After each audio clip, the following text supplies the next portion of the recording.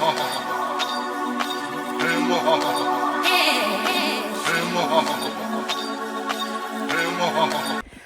hi you guys and welcome.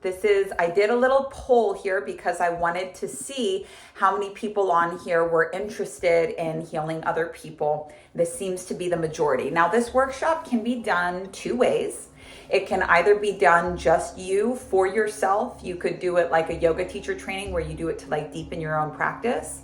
But also from the beginning, this has been taught as a teacher training as well, which means that not only can you learn these tools for yourself, but you can learn it to upgrade your teachings, to heal other people. We teach 7 different types of trauma repair in this workshop, and I have no idea.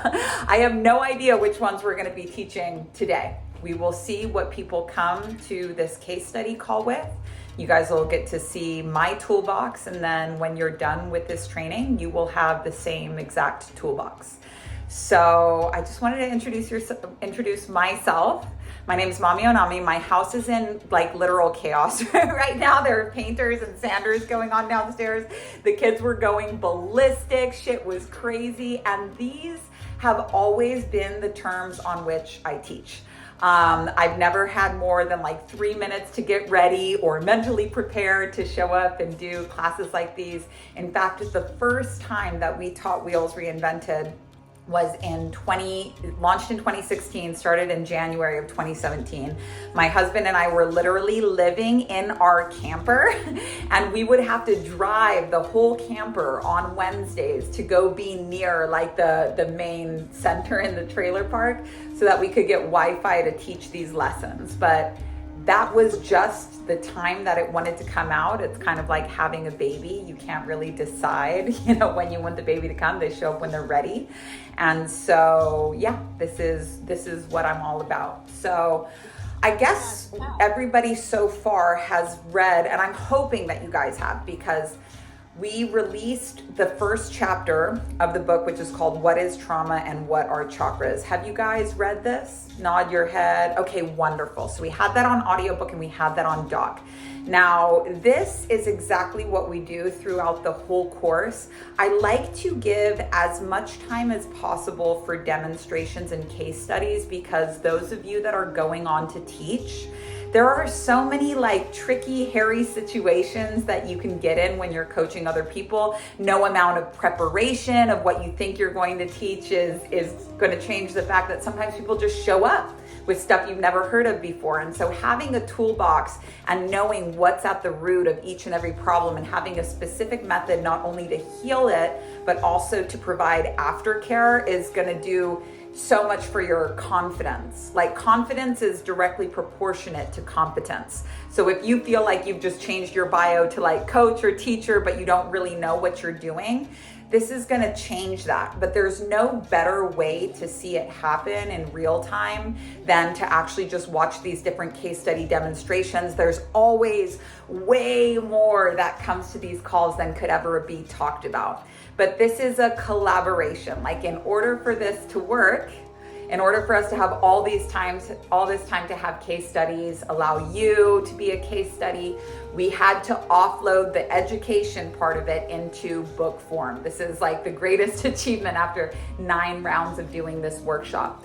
So you will understand what's going on in places like this a lot better if you've had that education already. So if you haven't listened to that, definitely listen to it in the next couple of days, but we went really deeply in that chapter. What is trauma? It's basically just a big misunderstanding. It's really not that big of a deal. It's not this like irrevocable, permanently life-defining, huge deal to anyone but you. It's literally just a misunderstanding. When you're a child, everything is bigger and scarier than you. When you're a child and something happens that isn't explained to you, you have to go explain it to yourselves. So I don't know if any of you guys, probably a lot of you come from, families, broken families, divorce. My parents didn't explain it to us at all, what happened when they got divorced. They actually didn't get divorced until like 3 years ago. They were just separated because their fighting was so bad that they had to be moved to different ends of the continent, and their kids just kind of went into a free-for-all foster care. But when people don't explain to you what is happening, like you explain it to yourself. So for example, my parents' fights were notorious. My mom was, hijacked mentally, and she walked out of that front door one day and I didn't see her again for an undefinable amount of time. And I say undefinable because nobody in my family knows where I was. Nobody was with me except for my younger sibling.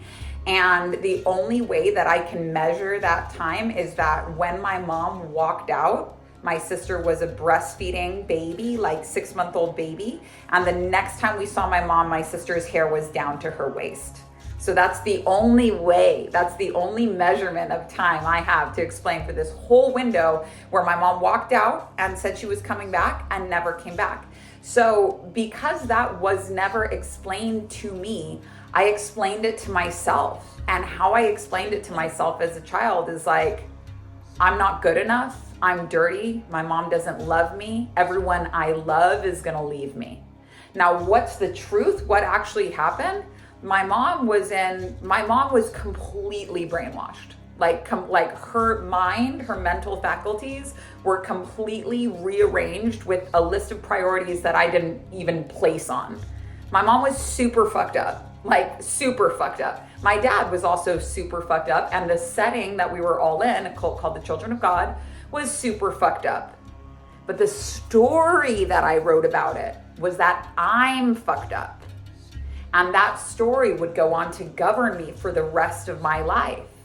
I would pick the worst jobs. I would pick the worst partners. When these things blew up in my face, I said, I guess I deserve this because I'm so fucked up. That was never true. It was a misunderstanding. And so the only thing that we have to do to correct trauma is clear the misunderstanding.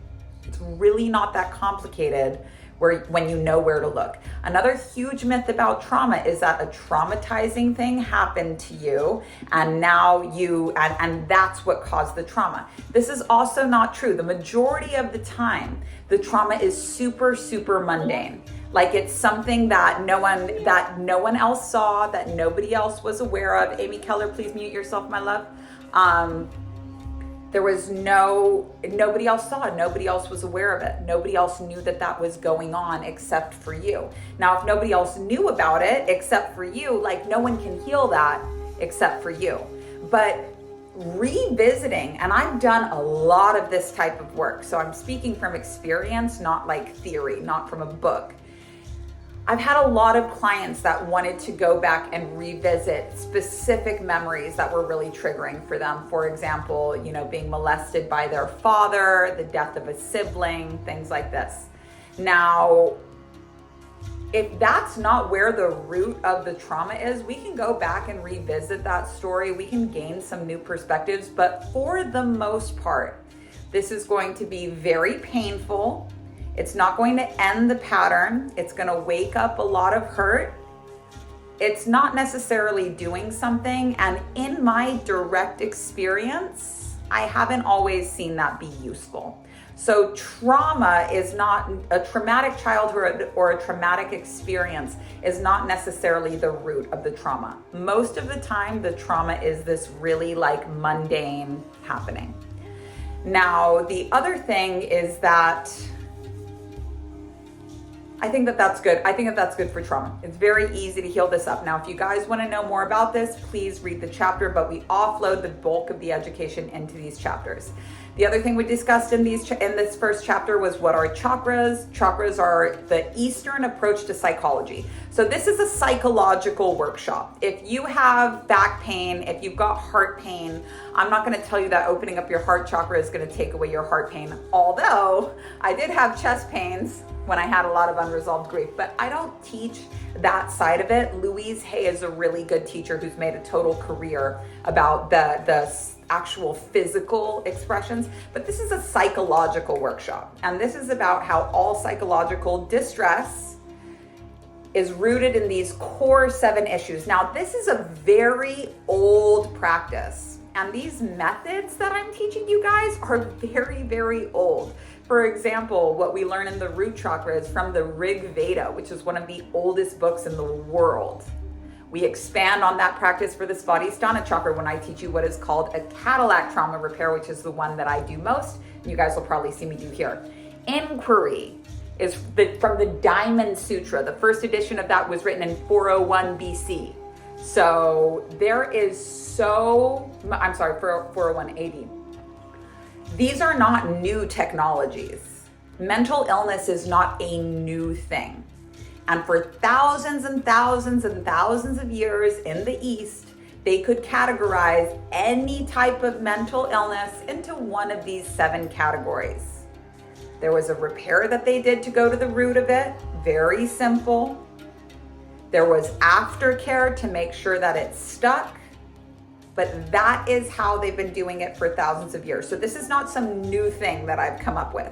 This is a true thing that I was like, okay, this needs to be dusted off. So chakras are energy centers. They stack one on top of the others like layers of rock. The foundation of guilt and fear in the root chakra creates a really good foundation for shame in the second chakra. Once you have guilt and shame, you're really well equipped to bring in the anxiety, because anxiety is a combination of the two, or what we call the naked skydiver.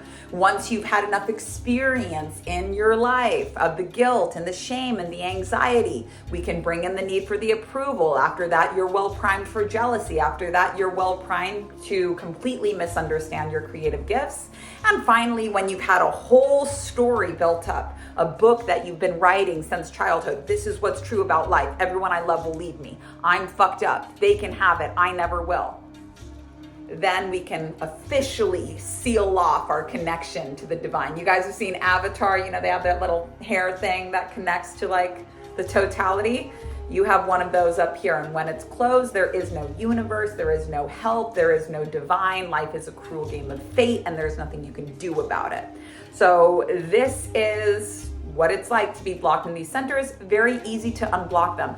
But the reason why I'm so adamant about doing this and doing it in order is that what you most need to find is where you least want to look. And a lot of us are like, oh yeah, I want to open my third eye. I can get third eye powers. Don't really feel like doing my heart. Vishuddha chakra, I talk a lot. I don't feel like that's a problem for me. It's the conscious problems are not the problems. You're aware that they're there, so the problem is half solved. It's the unconscious problems. It's the things that you don't know about that are doing the most damage. And so when we can work through it like a checklist, we can solve not only the problems and issues that you knew you had, but the ones that you didn't know you had. And this is really where the magic happens. So last thing, everybody always says this, what if I don't remember my childhood? If your eyes were open, you were recording. If you were breathing, you were recording. Now, you can tell yourself, I don't remember that. And anybody here that has repressed sexual trauma will tell you how effectively you can close the door on something, say that didn't happen to me, have people following you around your whole life saying, oh, this happened to me. And you go, oh, how weird for you.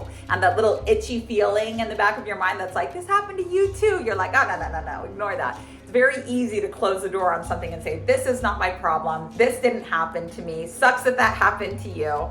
But it's also very easy to get to the other side of that door again. And, you can keep running from it, but it's going to come out eventually. And if that hasn't already showed itself to be true, then it will in time. So this is how we're going to pick. Let's go right into the case study calls. This is how we're going to pick our case studies. Now, it's absolutely, I won't even consider having you as a case study if you don't have an alias. You don't know what's going to come out of your mouth in this session. It might be crazier than you were expecting. It might be less crazy. And you might be cool in the year 2024, be like, look, it's a closed group. It's no problem. I don't need an alias. In 4 or 5 years, you might feel a little bit differently. It is a big honor for me to share my stories with you. And it's a big honor for me to receive your stories here as well. My experience teaching this in this space, use an alias. So I want you guys to think, and I want you to be ready. I want you to have your little clicking fingers ready in each and every case study call, because I'm going to give a prompt, and the first person that makes it in the chat, you get to be the case study. If we're doing short case study calls, some are longer than others. So for example, we do a long process in the Svadhisthana. We do a very short process in the Manipura. We do a very short process in the Muladhara. But we'll do a fresh raffle for every case study. So there might be multiple chances to be able to do this. And if it seems like I'm wrapping you up and sending you on your way, that's just because we have a lot of people that want to be case studies here. So we will go until for the next about 45 minutes. And we will see how many case studies we can get in there. You guys will see how I start sessions, how I close them out, how we go looking around. And if you want to teach like me, this is exactly how. If you want this confidence, if you want this authority, if you want the reviews, then I'm going to teach you everything that I know right here in this place. So what I'm looking for is a green heart and your alias. Green heart and your alias. First person with a green heart and an alias in the chat is going to be, okay, wonderful. Alias Jess. Jess, I'm going to have to find you in here. Whatever, would you guys, Jess, if you could please take yourself off of mute. Actually, I don't know if you're able to do that, but let me do this here.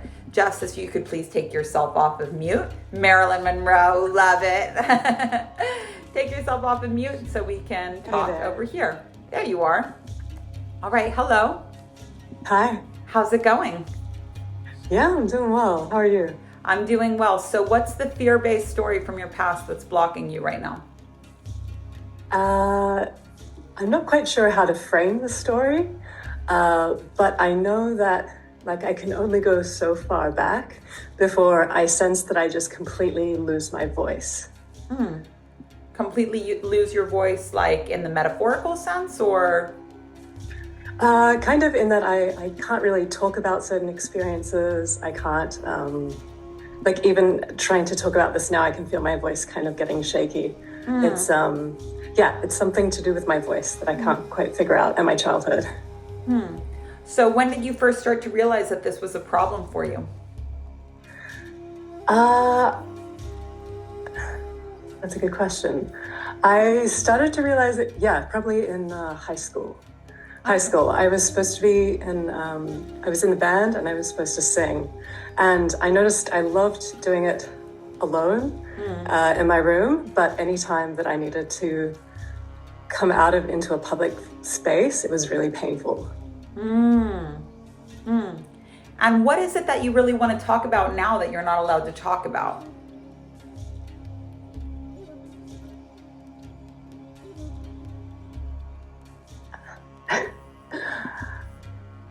That's a great question.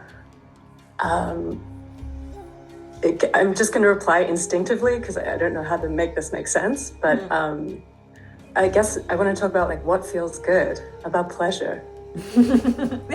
Yep. And this is definitely a scary thing to talk about online because, man, I have taught about a lot of different topics. I've never really planned on being controversial, but apparently I'm super controversial. Something's controversial if you're hearing it for the first time. So hopefully I'm breaking a lot of new ground in that, but I have a reputation for being really controversial. So when I started talking about sex, I really didn't think it would be that big of a deal. Oh my God, people get so triggered when you talk about sex because nobody's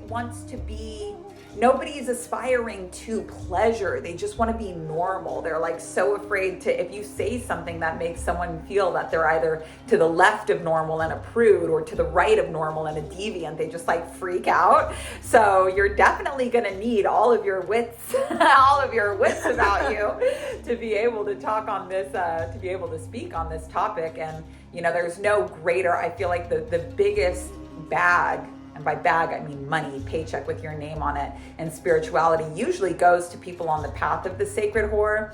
And people on the path of the sacred whore usually go through all types of traumatic sexual experiences in their life and are blamed for it. You wouldn't have that if you weren't dressed like that. They kind of have this lifestyle. I'm not saying that this is you, but they kind of have this lifestyle. A lot of people are going to be feeling the body count when I talk like this. They're going to be like, it's me. There's a big paycheck with your name on it.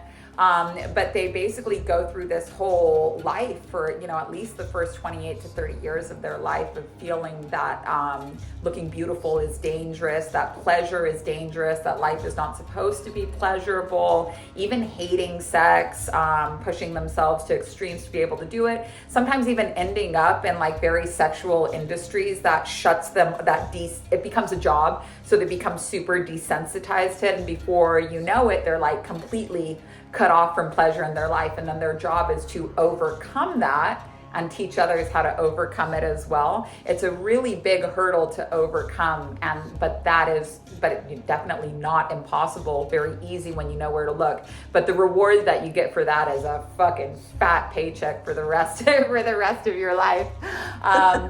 But I was wondering, since you were so close to identifying what this kind of fear of speaking up or using your voice is, you were able to identify a moment really recently, well, not really recently, but in high school, love practicing behind the scenes, but when it comes time to speak up in front of a group.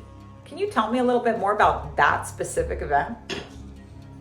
Yeah, for sure. And also everything you described is exactly it. So, well, you'll have fun in the Svadhisthana module, and if you don't feel like waiting for that, you can definitely watch the How to Overcome Shame and Sexual Trauma by Yourself video, which is on YouTube. I'd say it's about maybe 50% of the Svadhisthana work and a really solid ritual that you can do to feel that moving right away. But that's basically where you're going to be in life. Whenever there's a block, rest assured that it's coming from shame in some way, and that the trick through it is going to be going to a new level of honor. And for anybody out here that's gay or just if you grew up in a situation where they're like, good people are cisgender, heterosexual, man and a woman married to each other, and you fall literally anywhere outside of that very limited attraction zone,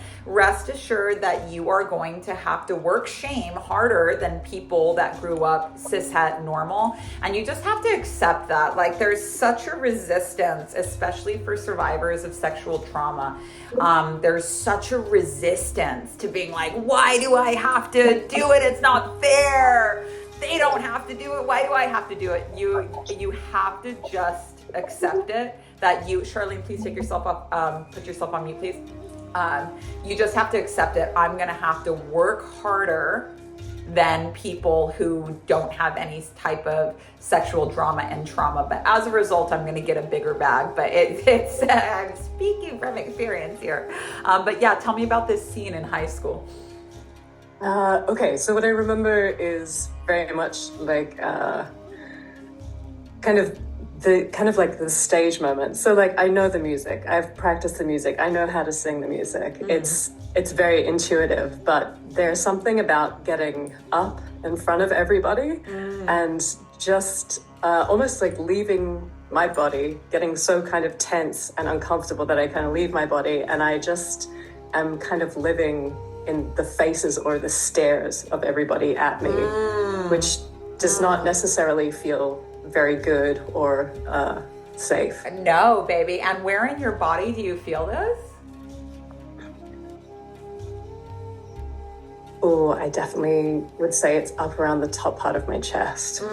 Yeah. Do you think it moves fast or slow? Oh, she's fast. Yeah. If you could draw her, like, how would you draw this feeling? I would put pen to paper and I would scribble straight lines front and back. Ah, psycho. I love it. When was the first time you ever felt this way? Don't think, just see the picture and then tell me what you see. Oh, like a really little, like 4. Are you watching yourself in the first person, like through your own eyes, or are you watching this 4-year-old like a movie? Like a movie. And what's this 4-year-old's name? You can use or what can I call her?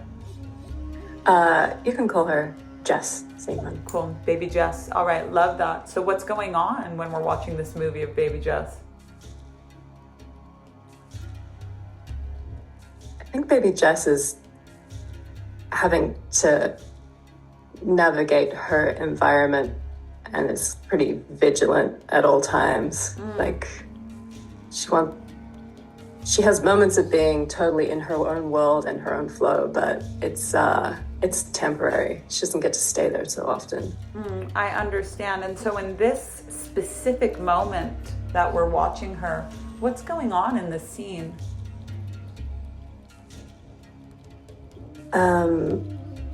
She's sitting, she's on the ground, she's wearing a rad tracksuit, and she's playing something in the grass, and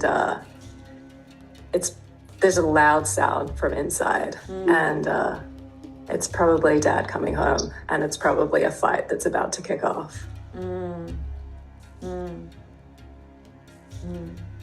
But it's the anticipation more than anything that actually happens. Huge realization. Huge realization. Now, baby Jess doesn't know what's going on here. She's sitting here writing a story that's like, look, in moments like this, assume the worst case scenario. In moments like this where your senses are heightened, where you're trying to control your environment, when you know that something unexpected is going to happen, is not going to go well for you.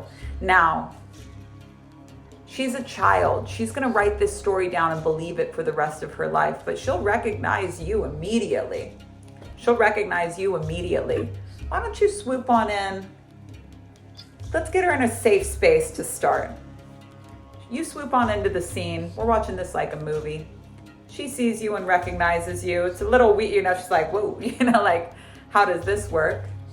But let's ask her, hey, I'd like to take you somewhere where you won't be bothered by this at all. Where would you like to go? And just tell us what she says, please. Oh, to the park. I love a park. I love a park. So let's snap our fingers and we're immediately there. What does she want to do at the park? Oh, she wants to go on the swing. Okay, great. Let's push her on the swings a little bit. And how's she feeling now that she's on the swings? The space is safe. She seemed to have calmed down a little bit. Yeah, big time. Does it seem like she's in a good space to receive information?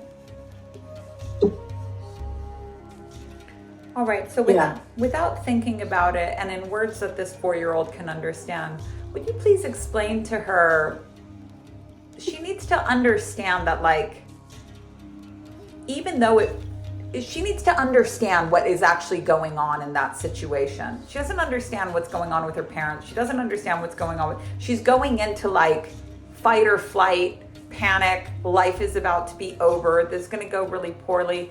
Can you explain it to her in words that she can understand? What's the deal with your life?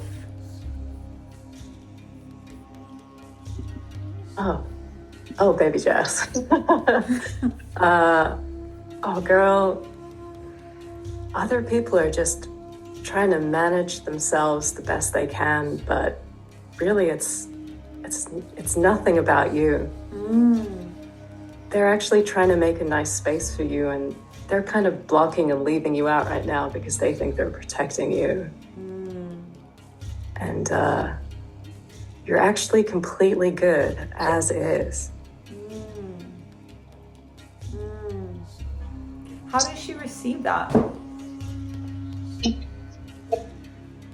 I guess kind of wide-eyed. Do we need to explain it a little bit simpler? Maybe.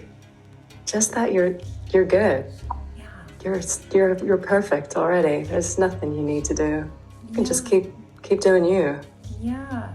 You had every right to be scared in that situation. It's big noise, things are crazy, environment is changing. Every right to be nervous in that situation. But just because it feels dangerous doesn't necessarily mean that you're in danger. And people are trying to work their stuff out in a way they think that they're helping, but people are weird.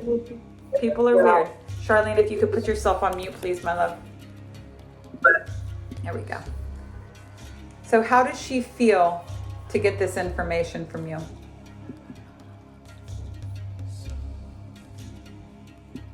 There's a there's a relief and there's a like more order in the world. There's a simplification. There's a little less to. There's not so many things to focus on.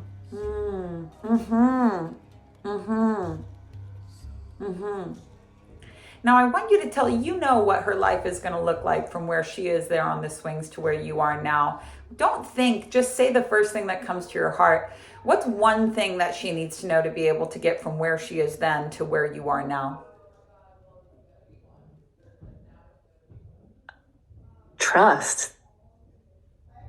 Trust that fire in you. Can you show her where the fire lives? Yeah, it's over her heart. I want you to give her a little token, a little surprise, a little something that she can use to remember that fire. How would you, if you could put this into a little gift, what would it be?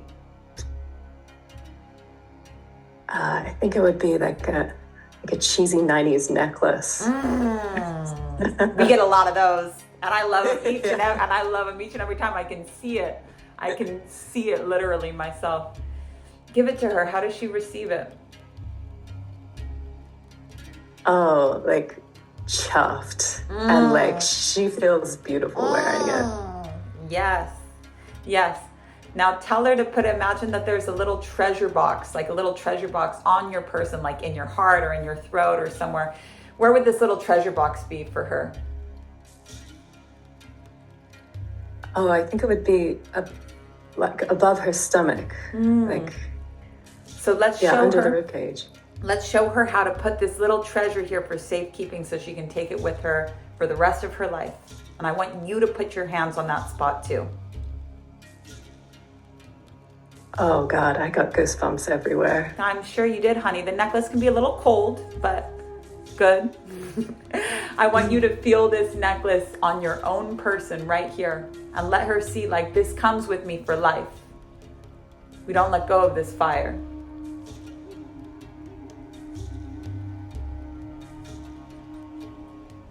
Now I want you to take a deep breath, and you guys hear kind of like you are aware of another presence on the horizon.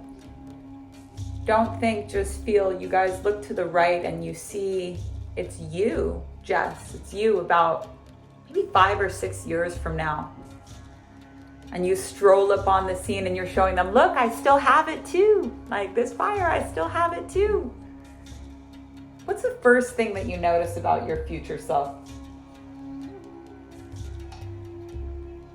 She's got a sparkle in the eyes. I do love that. I do love that. And she looks at you and she says one thing that you need to know to get from where you are today to where she is now. Don't think, just say what she says. Don't ever let go of yourself. Do you understand what that means? I can understand it, like the feeling of like when you're holding another person's hand. Do you need her to explain it a little bit more simply, or do you understand? Maybe I need it a little more simply. A lot of times what we need as a child is what we need today. So that's totally right. Ask her if she could tell you it, and could you say the same thing in different words maybe, so I really want to understand.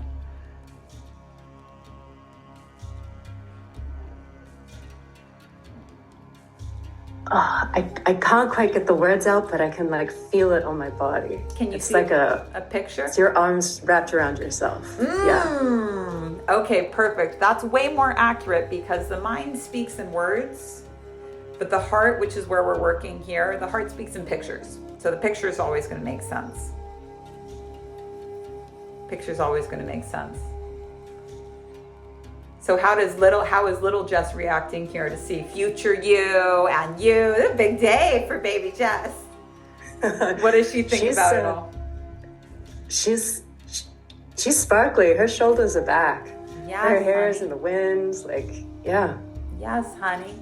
All right. So I want you to look into, we're going to take 3 breaths to come back up to the present moment. The first breath is going to be to baby Jess. And when we take these breaths with these different versions of ourselves, it's our way of saying, like, I'm always going to be here for you. I'm never going to leave you. I'm going to come to recognize when I'm feeling, if I have this memory that's coming up a lot from childhood, I'm going to trust that it's child me wanting to hang out. If I'm at a standstill and I don't know what to do, I'm going to trust that future me is wanting to hang out. And we can always come back to this space or any space. It's never annoying. It's no problem. But as we're not saying goodbye to any of these versions of ourselves. We're really just saying, see you soon. We'll see you soon. So with that in mind, we're going to take a beautiful, loving look at baby Jess. We're going to take a deep inhale in. And with love, we'll see baby Jess soon as we exhale. And now to our future self, with love, we inhale, we'll see you soon. And we exhale. And now this last one for you, I want you to put your hand on your treasure, that beautiful necklace you got, inhaling for yourself. And exhaling for you. I'm going to have you shake out your hands. Nice and strong, shaking out the hands. Everyone else on the call, shake off the hands too. I always like to do something big with the body to just show us that we're now in the present moment. Do a couple of rumps on the ground. And here we are. So Jess, for you, I'm going to give you your little bit of aftercare. When we went to this feeling of not being able to speak, and we took it to the high school situation with all of these faces looking at you, and you're like, ooh, it was fine when it was just me and I could control my environment. But now with all of these, unexpected factors, I don't know what to do. And then we took that feeling and went to the root of it. We see this situation in childhood, and the situation in childhood is like everybody's just trying to manage themselves, just like the crowd. And the crowd is actually here for you. Like they're here to help you. Like it feels, yes, unexpected noises. Yes, craziness can come in. Yes, we have every right to be, scared in this new situation. But you can trust the fire in yourself. Like the people came here to this concert for the fire that you have. So just because you had every right, just because it was scary back then when you were a child doesn't mean it has to be scary now. You can hold on to yourself. You can trust in what it is that you have because the crowd is assembling. You've got the goods. You've got the goods. It's going to be new, but just because it's new doesn't mean that it has to be scary. So what do you want to tell me about that we were just in? You have any insights that you want to add? Any dots you want to connect?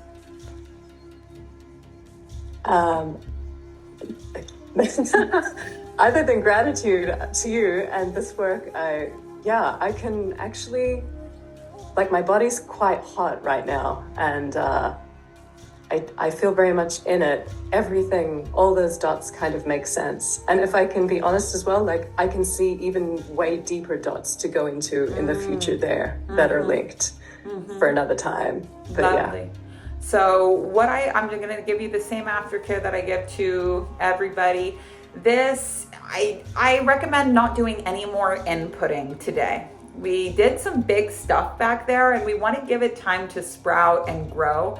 So I'm going to just recommend, if you can, if you're in school or whatever, that's fine. But if you can avoid podcasts, Kaka TV is fine, Love Island or whatever, all of that is fine. But any type of schoolwork, any type of heavy analysis, the rest of this call, I would prefer it if you finish this replay tomorrow. Just be with it. Neutral time, enjoy yourself, but try not to input too much. Drink some water, and you're gonna feel like over the next couple of weeks, you'll really start to see the benefits of it. I always compare the first few days to being on when you're coming off of mushrooms. Very different than like coming up on mushrooms. But when you're like, oh my God, the ceiling, it looks normal again. Like it feels like coming back down to earth. It doesn't feel like, ooh, like LSD, here we are. It just feels a lot calmer. Now, basically in the back of your head, every time you're like going to do something or taking a bold step towards what would be, your next big level, this is triggered in the background of your mind. Like, no, it's not safe. I'm scared.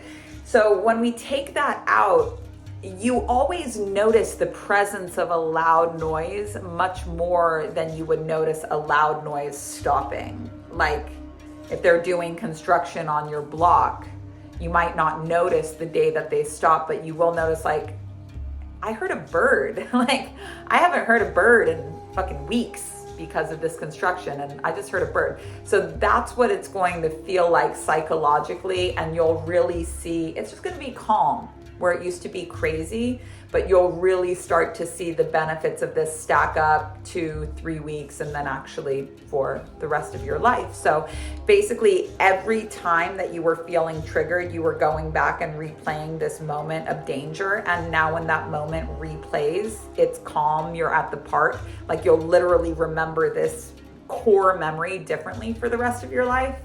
And the benefits of that will really start to stack up. So enjoy the necklace. Thank you so much for being a case study. And I'm gonna excuse you. You will be back 11:42. So your replay will start at 42 minutes in. And now I'm going to go to the group and we're gonna talk a little bit about what made this case study unique. So with Madame here, I don't know. I would just call this probably the root chakra. I like to get all chakras eventually. If I'm working long-term with a client, we'll get each chakra eventually. But for the most part, people have they'll have one core thing that they really need to work, and it'll kind of set everything else right. But there's such an advantage to being able to go through all of them. However, when I'm working with people one-off, usually whatever most needs to be healed will come up. So I would definitely call that fear. And that is the process that we did. That was a Cadillac process. It was pretty simple because things weren't too crazy. We didn't have to throw anybody out of the house. There wasn't like active, there was perceived danger.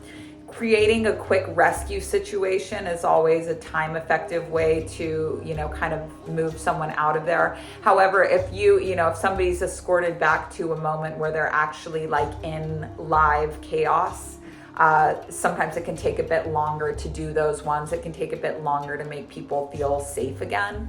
And then this concept of bringing in the past, present, future you, the tokens, all of that is a part of the Cadillac process. And for me, it's just fun. Like, I don't have a script or anything that I'm following when I'm doing this outside of what you guys heard in the What is Trauma, What are Chakras chapter.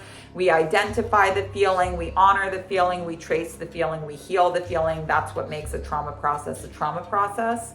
But all of these other pieces, how we got into the session to begin with, as you guys could tell, very relaxed. We're not following a script. It's not okay. I like to crack a lot of jokes. I like to be lighthearted. This isn't, if we're laughing, we're learning, and I would much rather you guys, the jokes that we can crack in the middle of a trauma session are always like so fucked up that like no one else except for us would ever get it.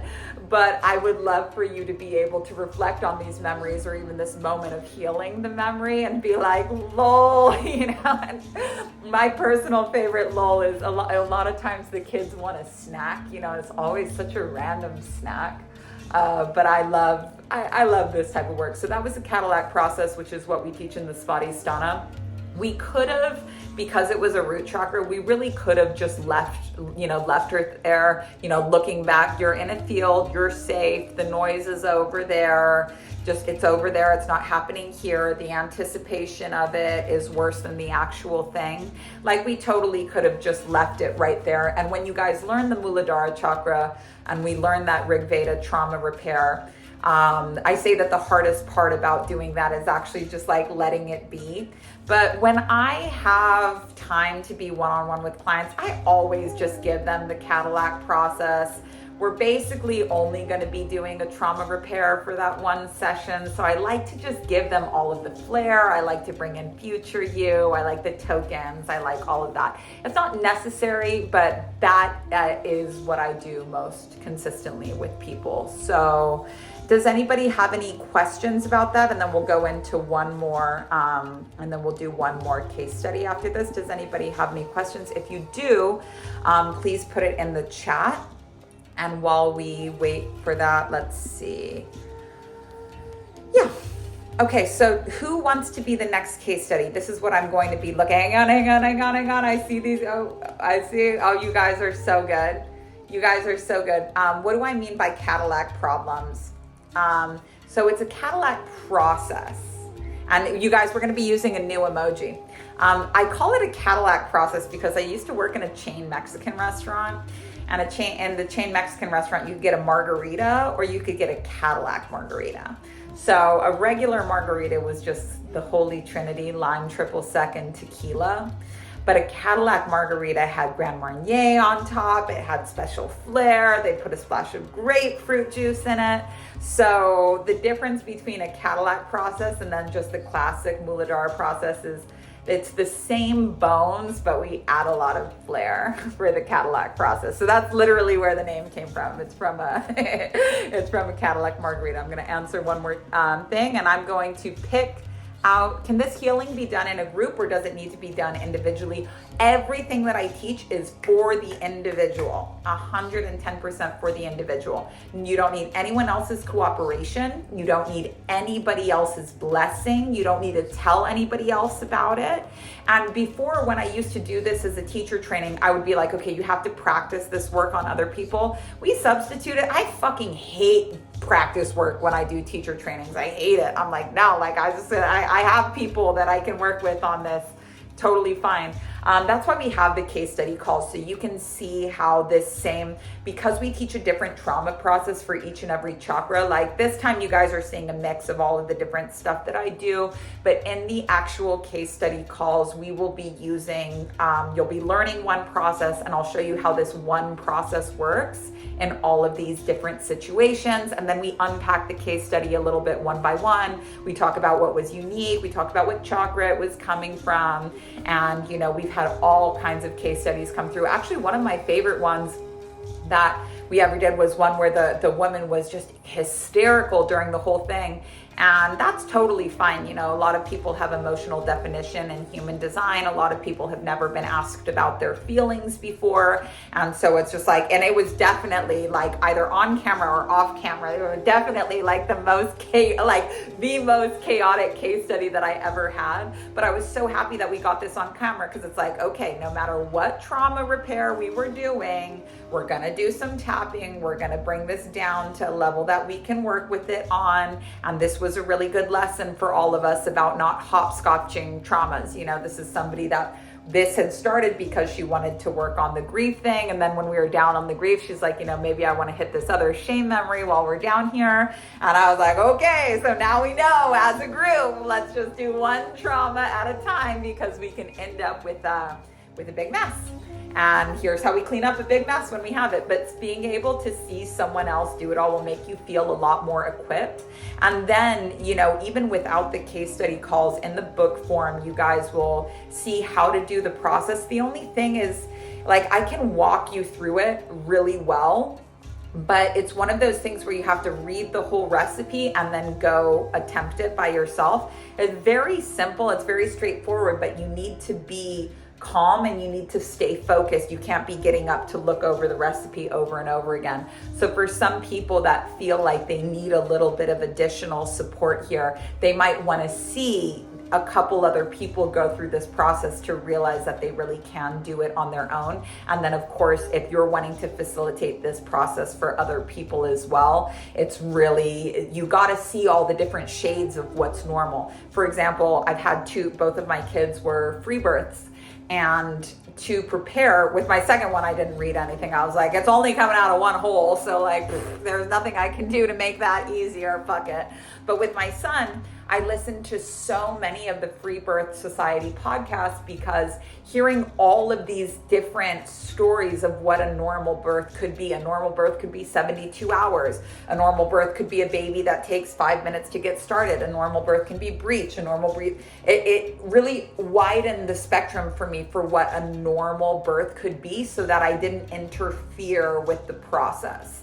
And this is really like, in trauma work, there's a lot of silence. There's a lot of waiting and trusting that you will get the response that you need if you can be patient. It's a lot of understanding how to stay really interested in the story. For example, you guys saw me doing gua sha the whole time. It's not because I'm not interested. It's because my human design is how I'm actually here to be. I can pay better attention when my eyes are closed and when I'm actually doing something else, like folding laundry or cooking. That's how you get my best attention. So much of it is just learning how to get into the conversation, how to keep people where you need them to be, how to get them back if they've tapped out, how to be comfortable with the silence. This is all a part of doing this type of work. And I had somebody, they're like, yeah, it's holding space. Be like, it's fucking holding space the way that a surgeon is holding space in the surgery. Like, yeah, maybe he's like controlling the fucking temperature of the room emotionally, but he's also surgically trained. And this is what we're doing here. It's surgical training. We're doing a psychological surgery. So it's not just sitting there and being like, whatever comes up is going to come up. That's why things like ayahuasca ceremonies only work up to a certain degree, because it's holding the space and the medicine is doing the job, but you can't steer people. You can't guarantee that you're going to get the medicine. If you're trying to heal shame, you can't say, can I get some pumpkin spice ayahuasca for my shame? Like, they don't make special orders like that. You never know what you're going to get. So it can be a really revealing experience, and it can be really exciting, especially if you have time to integrate it and you're not just like stuffing your head because you're addicted to epiphanies that aren't actually your own. An ayahuasca epiphany is not yours, it's an ayahuasca epiphany. So that as you build up a tolerance to that, you're not going to be able to integrate it the same way that a medicine taken too frequently becomes a medication. You can't get high on it anymore, because unless you take a major dose, because your tolerance has gotten so high. So to be able to know exactly what it is that you want to find and take somebody there, sometimes we just have to see this working in a different way. But for people that are doing the book, I imagine them sitting by the pool, reading the book, having their wonderful time. And I don't know how this mute thing is working. Having a wonderful time, and then they get to the part of the book where it's a trauma repair, and I like to imagine them being like, okay, you guys, I just have to excuse myself to go out, I'm going to spend 30 minutes meditating, I'm going to come down totally different.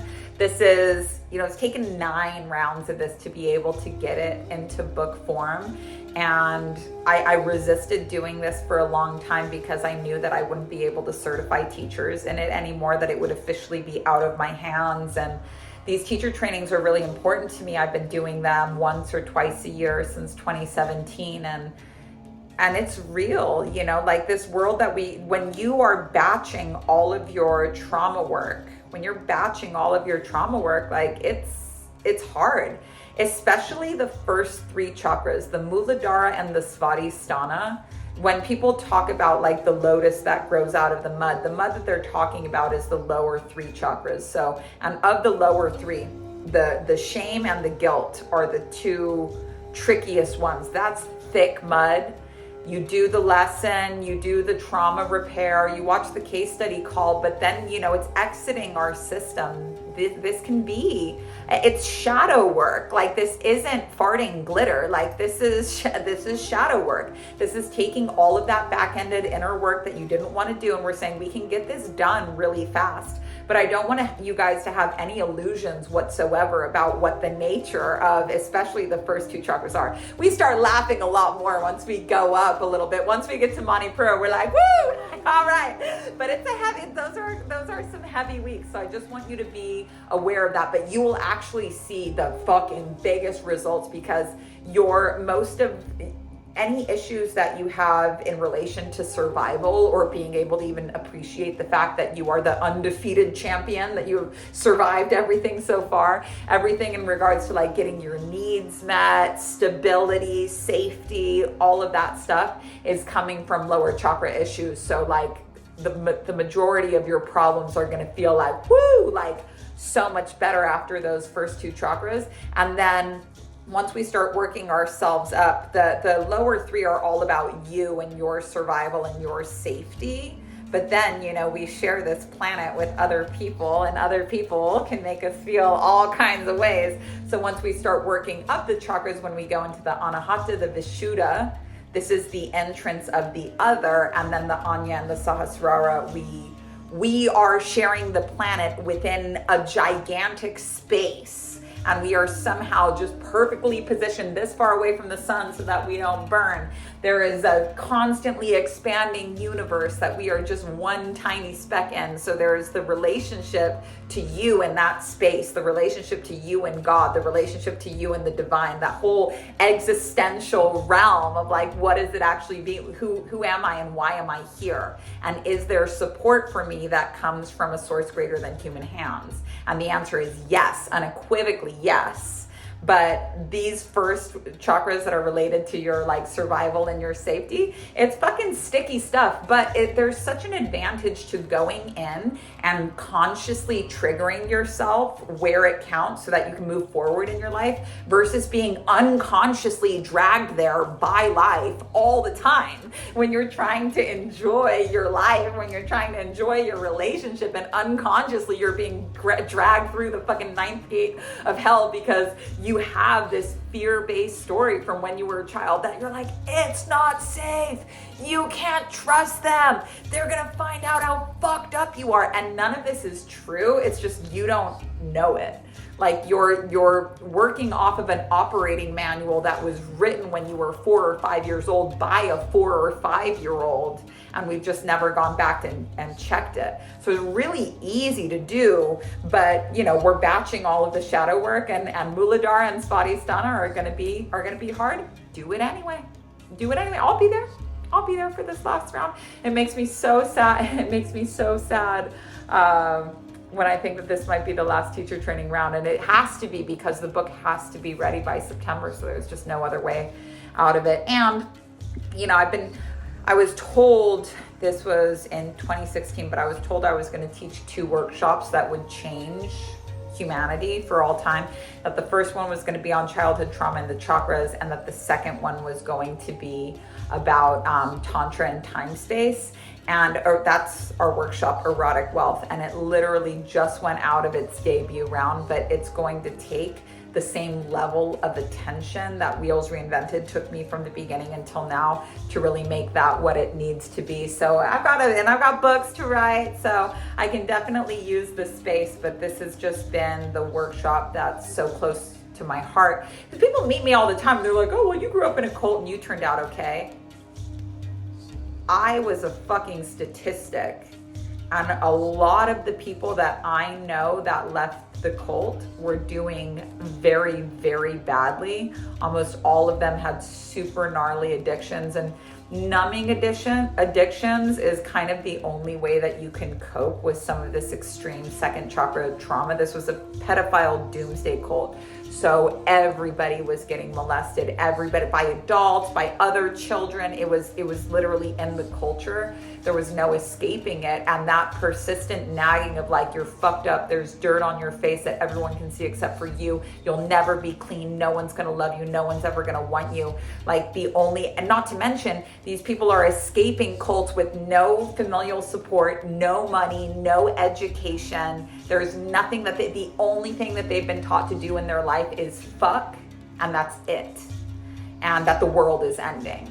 And so a lot of times there wasn't a lot of different job options that they could go for. They'd end up just attracting, not getting to the root of the problem. So just attracting creepy bosses, working at shitty massage parlors, and against their will, all of it. So they leave the cult, and then the same patterns that happen in a cult just keep going and going and going. And this was what was happening to me.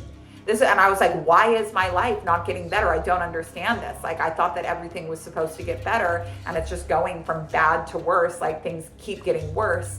And so much addiction, really long, slow deaths, that gave their parents like the satisfaction of being like, wow, she really made some bad choices. And it's like, maybe it had something to do with how you raised her. Oh, I don't know how somebody wakes up and puts a needle in their arm. They don't wake up and put a needle in their arm. They wake up being your child, go through the childhood that you put them through, and the needle becomes their sole coping mechanism.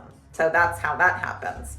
So I was determined to find something that worked. I was like, I either have to end my life because I can't handle these fucking cycles anymore, or I need to find something that actually works, because therapy wasn't cutting it for me. And I know, I'm not here to demonize therapy, but I'm sure as shit not here to idolize it.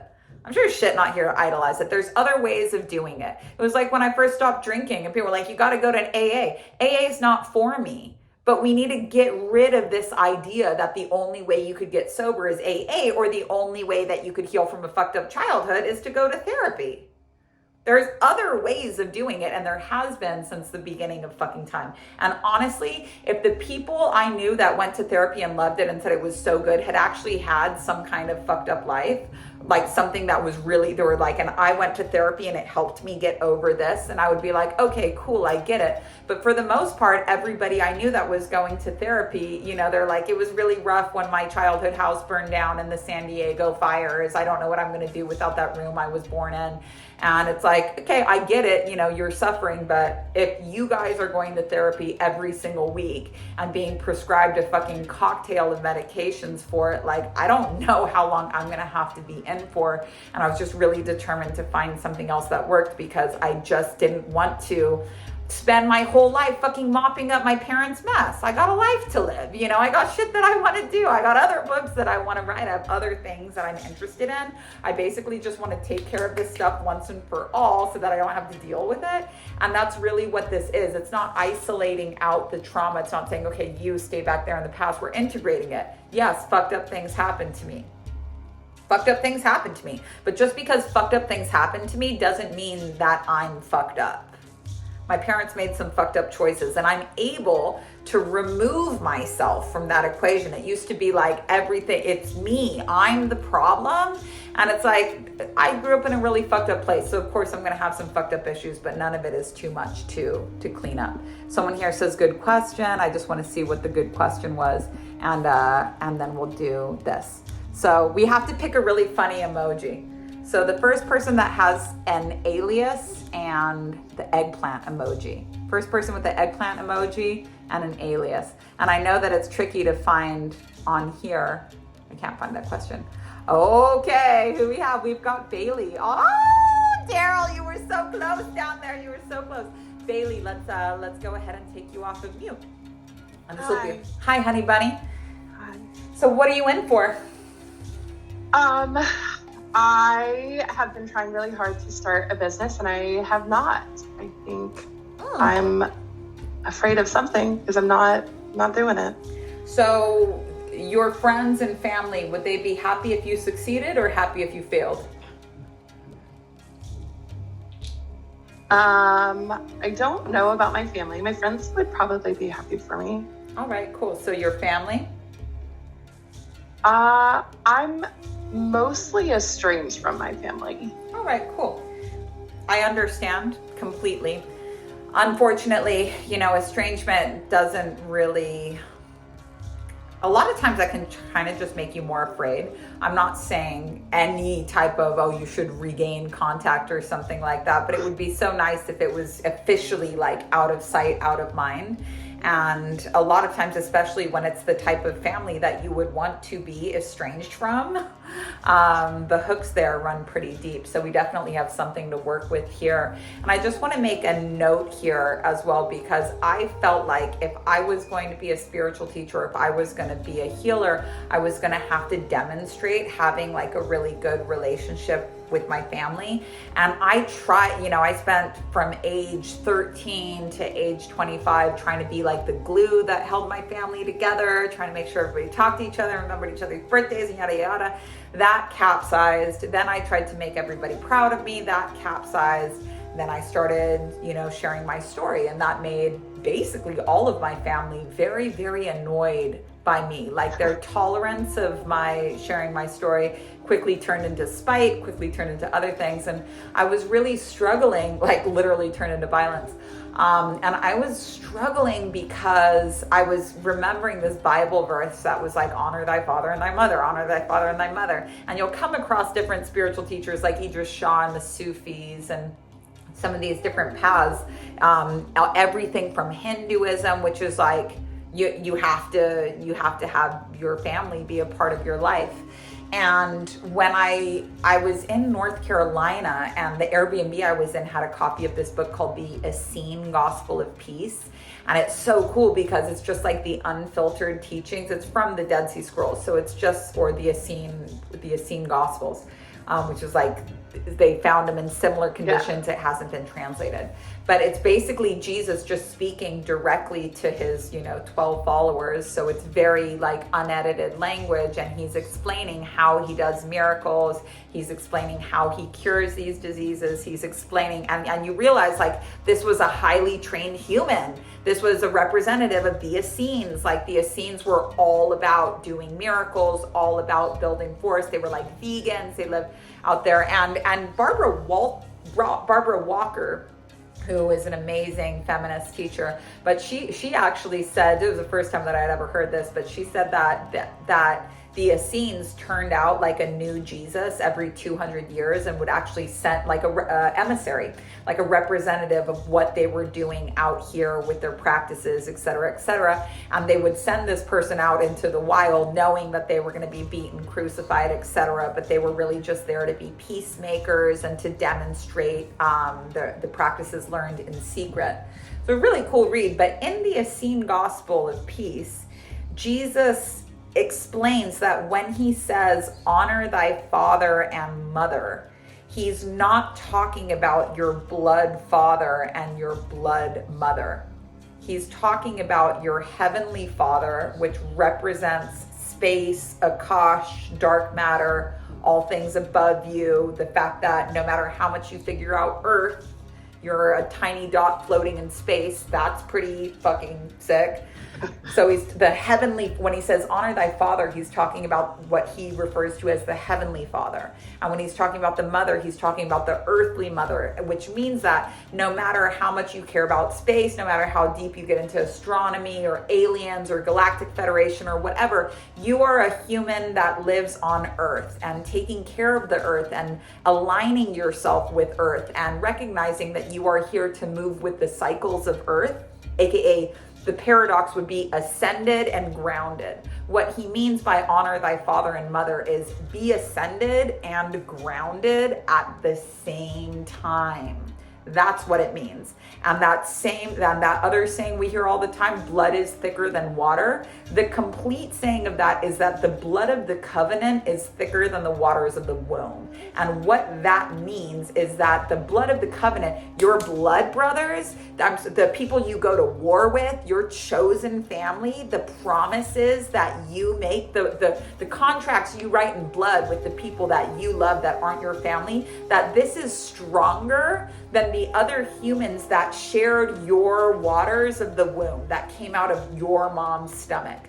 So both of these statements, honor thy father and thy mother, blood is thicker than water, is taken super out of context. And it's very common for people that are on a spiritual path, people that are recognizing their own stories. It's very common for them to either go through periods or recognize that what they prefer in their life is to be in that the most loving thing that they can do with their family is to just let them be themselves over there and not let that bother you, and create what kind of boundaries are necessary to be able to keep your peace in that way. Boundaries don't need patrolling. It's not a barrier, but it's just saying like, look, it's a screen.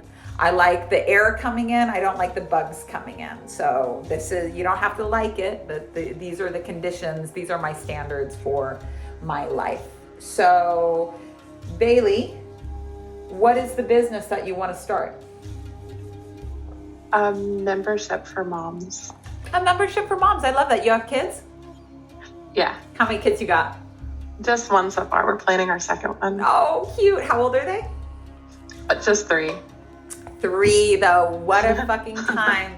What a fucking time. Two are easier than one. And I love watching vlogs of like moms with a lot of kids because the noise like never stops. Learning how to just do things in noise, like literal screaming fucking chaos, and you're just like, yeah, I just keep doing my thing. I was like, how do you guys get your kids to be quiet? They don't get their kids to be quiet. They just like don't know. Their noise like just doesn't bother them. So, Yeah. I have 10 brothers and sisters, but we weren't allowed to make noise. So I was like looking for some kind of trick, and it turns out that there's just not. So what do you think is stopping you from creating this? Having a kid and building a business is tricky, but it's by no means impossible. Like I built out because of my kids, I've never worked more than 2 hours a day unless I wake up at 5 to write, which is early morning is my writing schedule. But basically everything I did, I just found ways to do it on the phone so I could do it while nursing and breastfeeding. So it's definitely not impossible at all. It doesn't even take that much discipline, just letting the dishes sit in the sink at nap time or waking up early, but it's really not that big of a deal. So what do you think is stopping you from doing this? It's definitely not time. I have a day job that actually is very flexible. I have tons of time without my child. So it's not motherhood that's stopping me. I think I don't want to be seen or heard. Wow, okay. That's not unusual whatsoever, but why don't you think you want to be seen or heard? What would people do if they saw you and heard you? What do you think would happen? Just like you said a little bit ago, that like you and your brothers and sisters were told to be quiet. That was my growing up too. We weren't allowed to talk, or we were sent like to bed without dinner. Like it was very much shut up. Yeah, and it's so interesting how these little narratives of shut up, like can just carry through with you for your whole life. Like it's like this is what's going to happen if you speak up. So when was the last time that you felt like, oh, I gotta shut up, I shouldn't talk about this, I should bite my tongue? When was the last time you remember feeling this like, cork it, bitch? Even just 2 days ago, I had a great idea for like a new offer to try and get out there, and then the very next day I did nothing. Okay, so tell me, I would like you to, like we're watching a movie.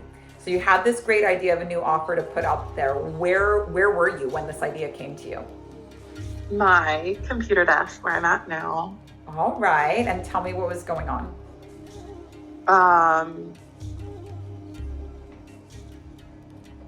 Probably avoiding my day job and daydreaming a little bit, and had this really cool idea for a master plan for motherhood. Love that. And it was like, that's brilliant. I went to Canva, created something, like a logo, and then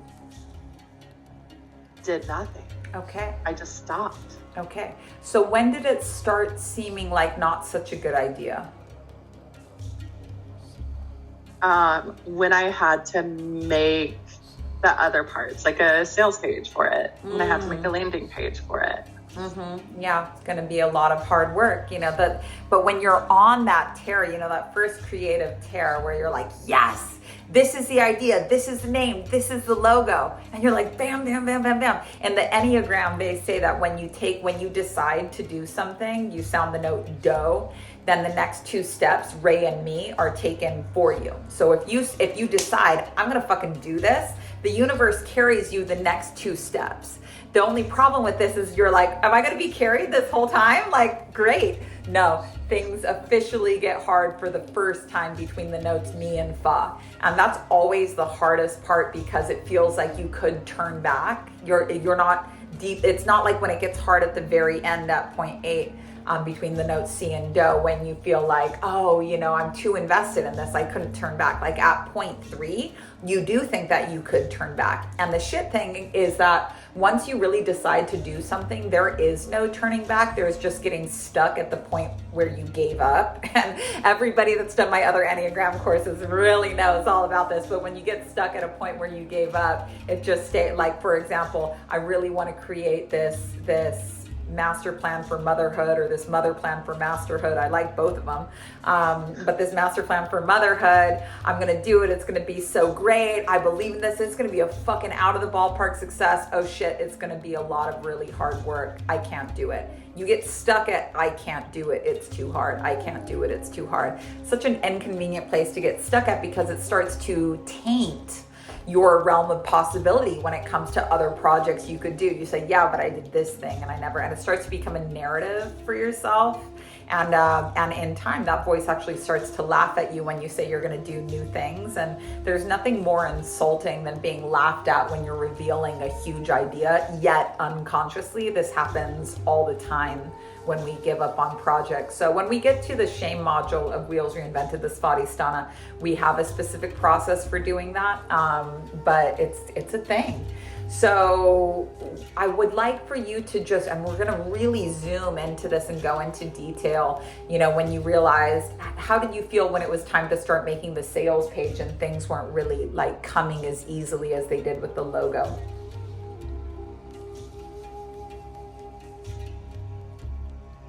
It's not going to be good. It's going to be misunderstood. It's going to fail miserably.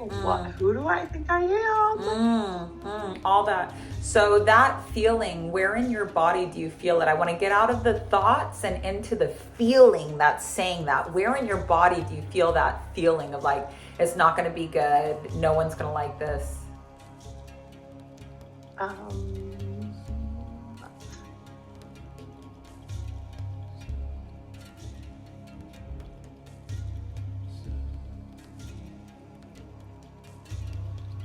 don't know. Well, that's okay. Your head doesn't know, but let's watch the movie. Let's watch the movie of this scene going down where we're going. It's like, okay, cool. The logo went so good.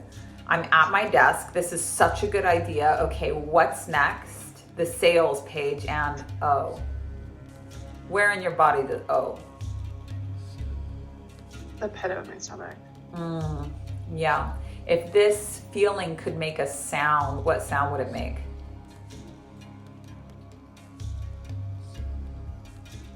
It would gurgle like water. Cool. How would you draw it? Bubbly shapes. Yeah. When was the first time you ever felt that way? Don't think about it. Just look at that gurgling, bubbling feeling until something opens up, a picture opens up, and just describe what you see. There's a mismatch, like hodgepodge of childhood shit. Got it. Totally normal. What's the first one that starts rising to the surface? Don't worry about if it makes sense. Just start describing whatever you see. It might be abstract. It might be clear. It's like two of them together. I'm on the front porch, and I'm on the front porch for two reasons. One, I reported abuse without meaning to, and it tore my family apart, and they were very upset with me, and I had to sit on the porch and like listen to them yelling at each other inside. And the other one is I'm on the porch because my mom is with another guy and she's doing drugs inside the house, and they locked us out in the rain. Both at the same time. Two huge moments. You got a porch of pain right there. You got a porch of pain right there. Tell me a little bit more about reporting the abuse. What happened? I was walking through the halls of my elementary school, and one of the teachers noticed that I was like sad, and she asked me about it. And I just said that I didn't want to go home, that they spank me when I'm home. And she reported it because that's her duty, and it went up and up and up. And then they had to like come to school, take pictures of bruises on my ass. It was a whole big thing. Family called me a liar. How dare I put our family in jeopardy? Honey, when you see that little girl on the porch, so misunderstood, what do you immediately, as a mother, what do you immediately want to do? I want to hold her hand. Oh, honey, let's go take her little hands. Let's go take her little hands. This sweet little Bailey is the only family she knows. She didn't know any better. How does she feel to be getting a little bit of love from you? Does she need a little bit more? She just wants to be seen. She's still afraid of like anyone getting close. So I look at her in her eyes. I just see her. Yeah. And you're looking her deeply in the eyes, and you know what the path of this life is going to look like for her. You know that's going to be tricky for her to get from where she is there to where you are now. She needs to know one thing that you've learned. Don't think, just say it. You can do hard things. Yes, you sure can, baby. Yes, you sure can. Does she want to be taken somewhere maybe away from this crazy situation, or does she want to stay on the porch?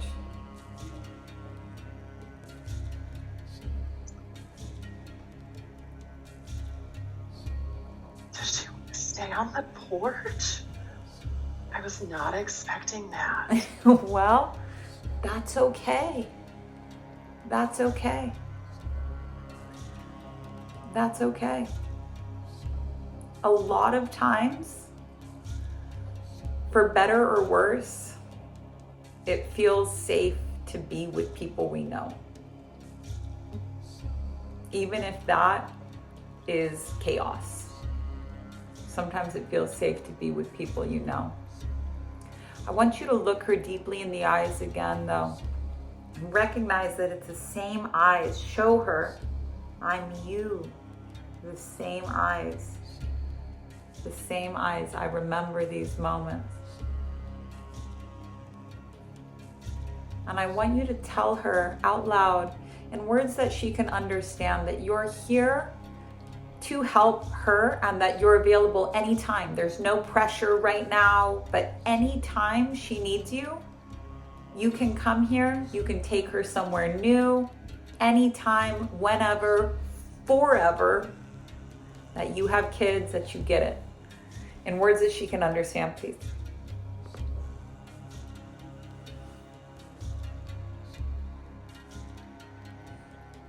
I'm you. And we grow up, we have our own family. And it isn't easy, but I am with you every single step and every single breath. You are not alone. Promise it gets easier. Promise we can do this together. How does she receive that? Relief. I want you to give her a little gift so that she has something that's just hers that she can hold on to. That she knows that she's a little something to remember you by, so that she can remember to call if she needs any help. What's the first thing that draws to your mind? It's a little origami swan. Give it to her, and how does she receive it? She really likes it. Is there anything else that she needs before we excuse ourselves? Can we ask her?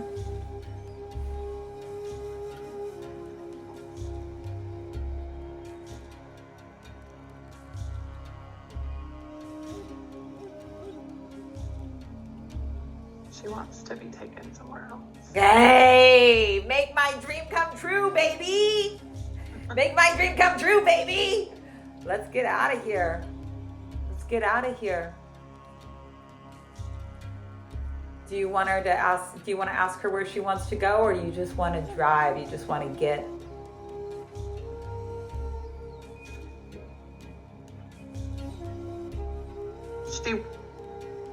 There was a tree at a house that we used to live at one point in my life with a grandmother, and she just wants to go to the tree. I love that. Let's bring her to the tree. And when we're at the tree, I want you to imagine that you have like a little, almost like a snow globe that comes to life. And while you're here in the tree, I want you to show her the home that you've created for yourself. Show her what your home looks like, how it's peaceful, how it's beautiful, how your little 3-year-old gets to be a 3-year-old. We're not spanking. Oh. We bought our house this year. I get to show her our house. Yeah. And she can come visit anytime she wants. To have another home to go to. To have another home to go to, a whole world where you can go and be safe. Doesn't cost you anything. This was something that I never had until I was much older. So what does she think of your house? She loves it. I bought it for the tree in the front yard. Oh, honey, you show her the tree? Yes. You gonna ask her if she wants to go there? Yes. Does she?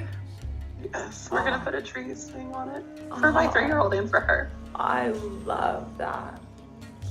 I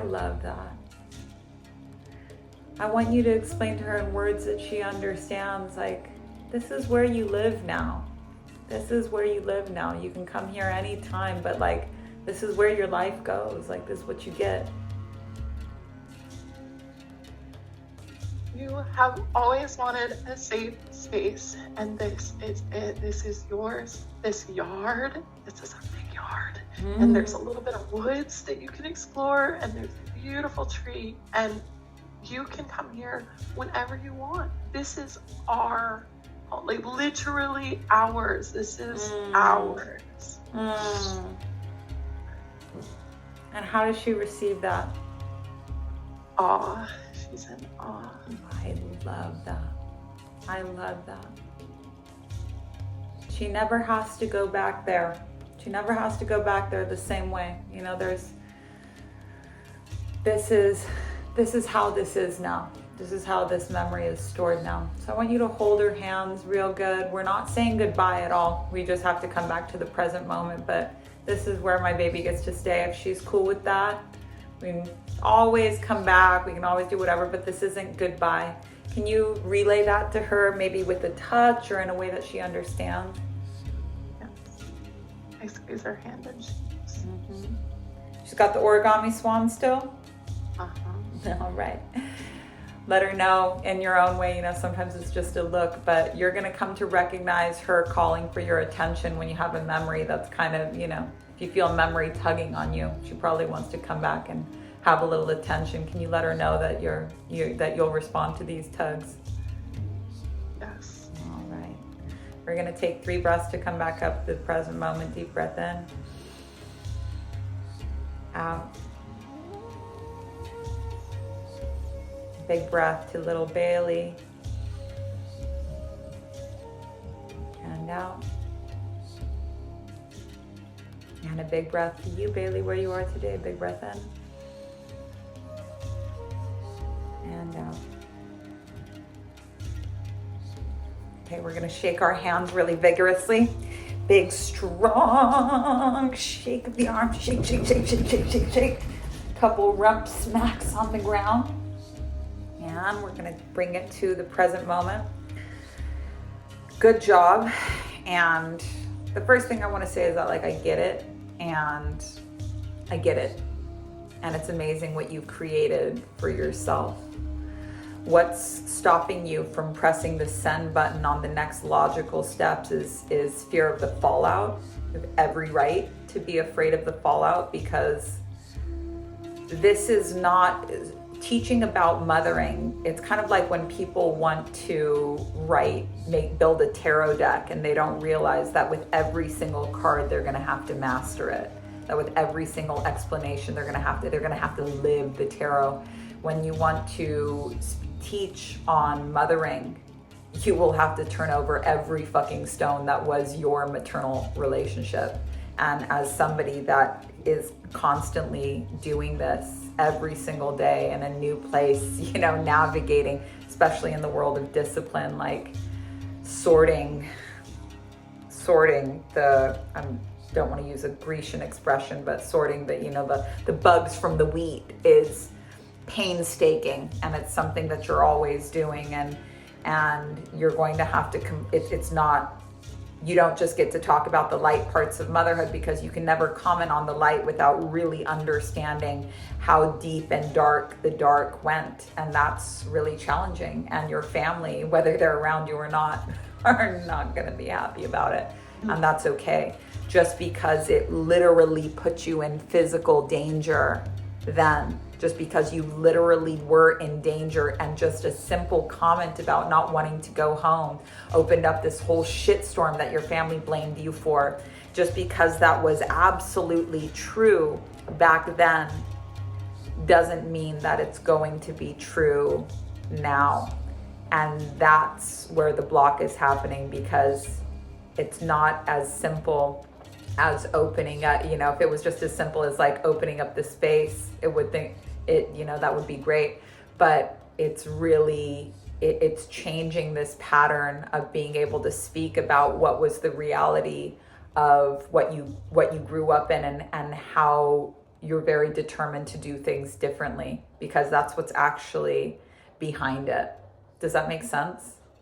Yes. Yeah.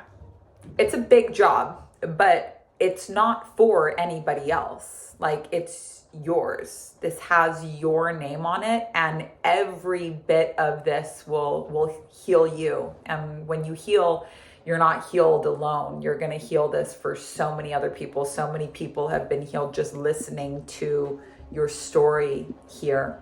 So I want to thank you very much for being a case study today. You have a lot to consider with this. But I just want to show you this creative trajectory.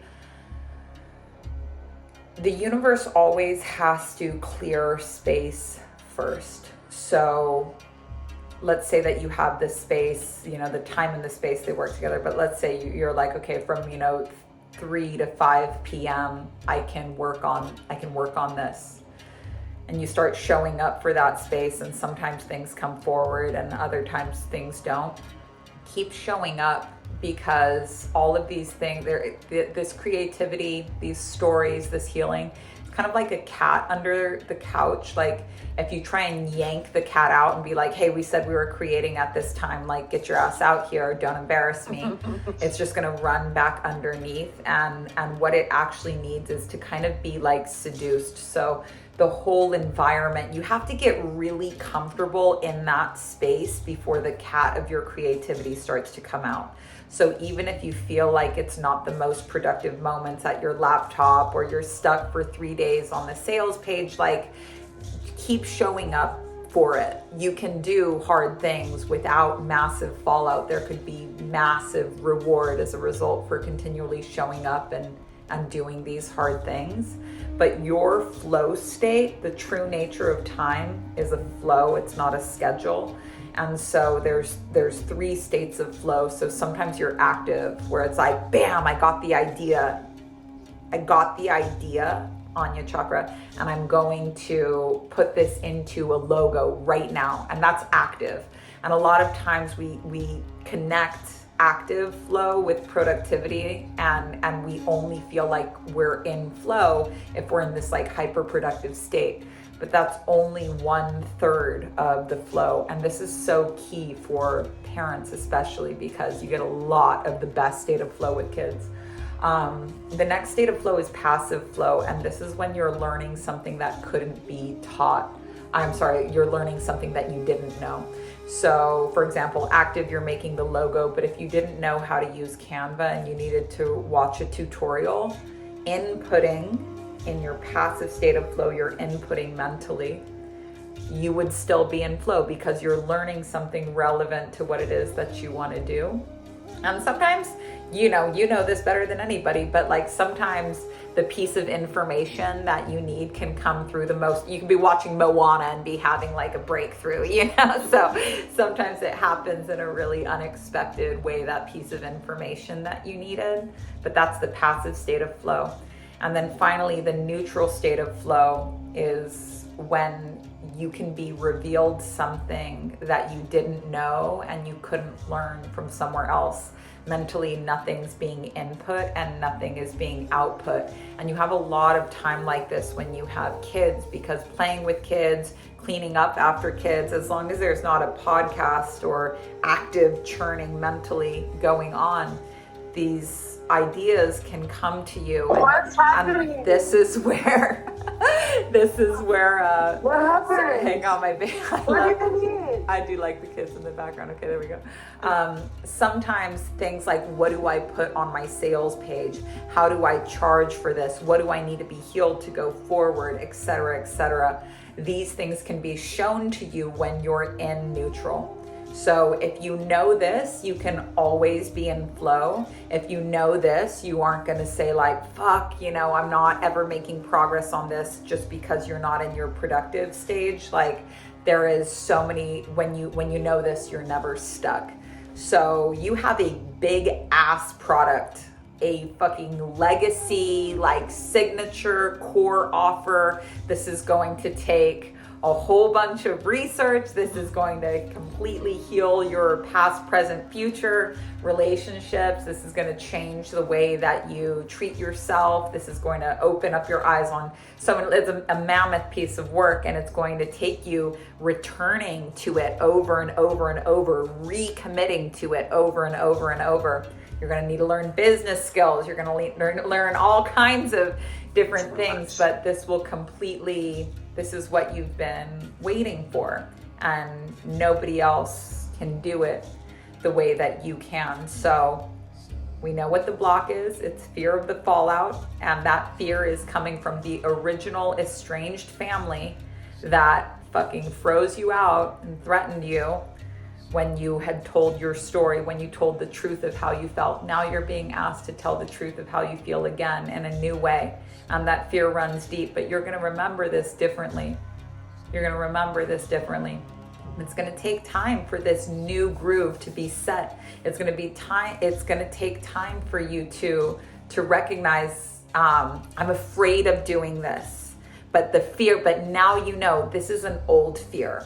I'm not afraid because I'm going into uncharted territory. I'm afraid because I'm going into chartered territory. I've been here before. As a child, it didn't go well for me, but now I am grown. And now I can do this for myself and for my family and for kids all over the world. Does that make sense? Mm-hmm. All right, honey, I want to thank you for being such a wonderful case study. I will think of you every time I see a little origami swan. And now it's time to close out this call. Thank you very much. I'm going to have you tap out here, Bailey, because I don't want you taking any more in.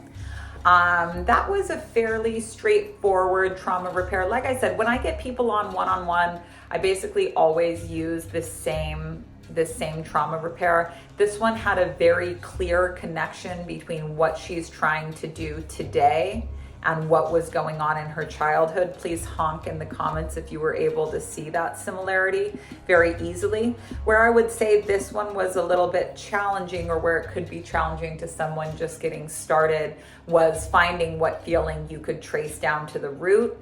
We can't really, unless you're doing a workshop where you're specifically taking people through chakra by chakra, it's hardly ever been possible for me with extended work with clients to be able to work through chakras sequentially, because one-on-one clients are paying for that intimacy where they can bring whatever to the session and you'll heal whatever in the session.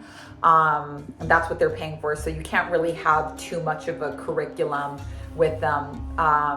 But where I could see this being difficult for if somebody else within the same situation is really identifying like where the feeling is so that you could trace it down to the root. We have to take that feeling to be able to trace it down. So what I was scanning through while she was talking to me is I really wanted to, my interest is absolute.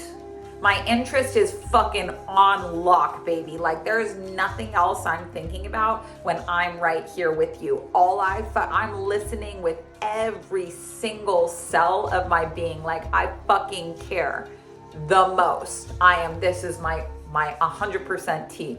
So when she's speaking to me, I'm really using all of my tools to imagine that it's me there riding that wave, that I'm watching her here. She's going like everything's going great, but there's a moment where it goes not great. There's a moment where it goes not great when you're on that roll and then you realize that you're at the base of something huge and you're like, fuck me, what do I do? And that's very symptomatic of the Anya chakra. So the Anya chakra, a lot of when we have a block in the Anya, and we kind of don't ever realize we were blocked in the Anya until it's like suddenly unblocked and we're like, bah, ideas. But manic depression, the high of like, holy fuck, I can do it. And then the low when you realize that like no one's coming to save you, that it's not gonna happen magically, that it's gonna take a really long time. A lot of people, including me, experience this when they had like what's called a Kundalini awakening, where basically all of that backlogged creativity comes rushing through at once. And you're like, I can do anything. We can manifest anything. The synchronicities are everywhere. And then it's like a slow descent back to earth where you realize that like for even one of these ideas to hit, you're gonna have to just keep at it and keep at it. And this can lead to horrible depression because you were expecting a miracle and it never came. This can be really hard. And so one of the main reasons why we like to have all of our circuits open and be able to receive energy and have it evenly dispersed all throughout our system is that we're able to handle the ideas that we get, and we're good stewards of the ideas that we get. But there's so many ways that you can create a big imbalance for yourself. And anytime you're creating, like for example, weed is like the idea machine, so fun. But when you're getting a fresh stack of ideas every day, but your output in the idea department is very low, this same stack of things that you could do starts to torment you. You go through this, small phase of 3 months where you're like, oh, maybe I could get paid to just be an idea person. And then you realize that like people hate idea people because they don't realize how hard it is to get stuff done. And they're just like, wow, changing their minds. Like they're very weed, I love weed, but I don't smoke it anymore because I have no shortage of ideas as it is. And when my creative inbox stacks up so much higher than my creative outbox, that inbox starts to make me feel like I'm crazy. So I would definitely call the block that we worked with her, the Anya chakra, because in that moment where I would see the connection with it is that, she was probably in her childhood hiding so much of what was going on with her, bruises, beatings, what's actually happening in the home.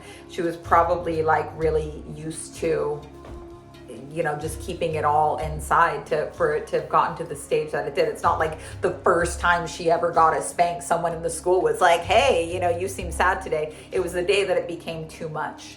So feeling like, I'm just going to speak what's on my heart. Like, I'm going to talk to the authorities, I'm going to run the risk of getting 5150'd and tell the fucking nice cop that I really do want to harm myself and others, and see how that goes. Feeling absolutely crazy for speaking your mind. In the moment, it seemed like, this is the right thing for me to do. And then her family's like, you're so fucking crazy. Like, why would you do that? You created so many problems. Then you're cleaning up the mess after it for a really long time. So I would definitely call that one the Anya. But the thing is that these core memories of fear, if we traced her core memory of fear, we probably would have gone somewhere different, somewhere very young.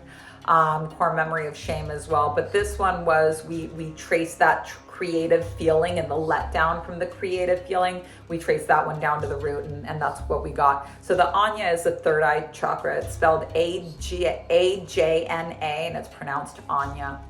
So you guys, this is a wrap for this call today. Now, Wheels Reinvented enrollment is open. I don't have a big pitch here for you guys. I really don't.